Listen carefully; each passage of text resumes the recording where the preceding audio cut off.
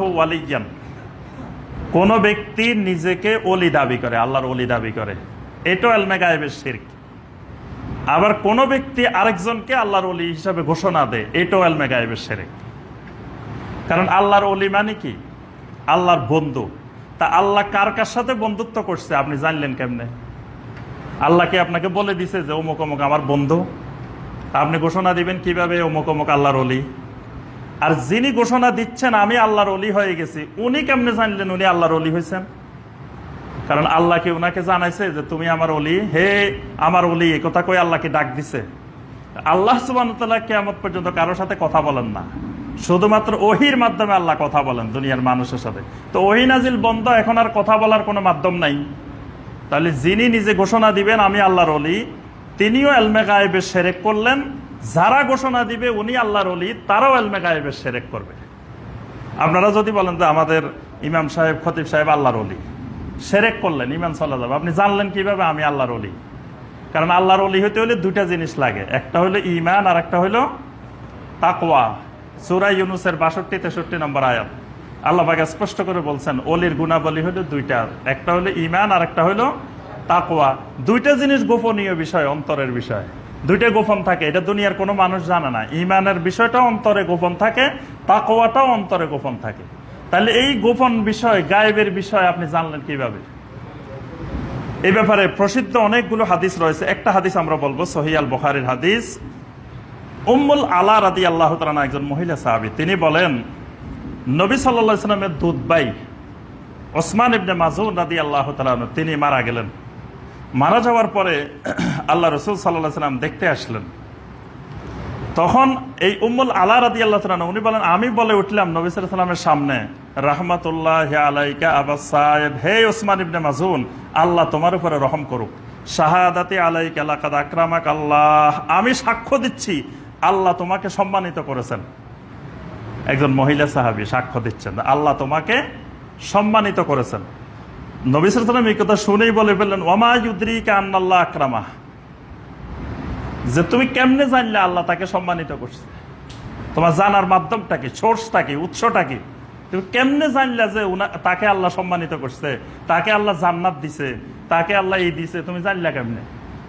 তখন মহিলা সাহাবী বলে উঠলেন আমি তো জানি না, তবে একে যদি আল্লাহ সম্মানিত না করে তো ফামা ইউকরিমুহুল্লাহ, আল্লাহ কারে সম্মানিত করবে? আর আমার ধারণা থেকে বলছি, কারণ উনি এত বড় দিনদার, এত বড় মুত্তাকিন, তার প্রসিদ্ধি পুরা সাহাবীদের মধ্যে ছিল ওসমান ইবনে মাযউন রাদিয়াল্লাহু তাআলা। তারে যদি আল্লাহ সম্মানিত না করে, করবে কাকে? তখন আল্লাহ রাসূল সাল্লাল্লাহু আলাইহি ওয়াসাল্লাম বললেন ওয়াল্লাহি আল ইয়াকিন ওয়াল্লাহি ইন্নী লা আরজু লাহুল খায়র ওয়া মা আদরি ওয়াল্লাহি ওয়া আনা রাসূলুল্লাহ মা ইউফআলু বি। আল্লাহ রাসূল সাল্লাল্লাহু আলাইহি ওয়াসাল্লাম বলেন আল্লাহর কসম, আমিও চাই যে ওসমান ইবনে মাযউনকে আল্লাহ কল্যাণ দান করুক, জান্নাত দান করুক, সব দান করুক, কিন্তু আমি আল্লাহর রসুল হয়ে জানি না মা ইউফআলু বি, আমার সাথে কি করা হবে সেটাই আমি জানি না। আরেকজনের সার্টিফিকেট আমি কেমনে দিব?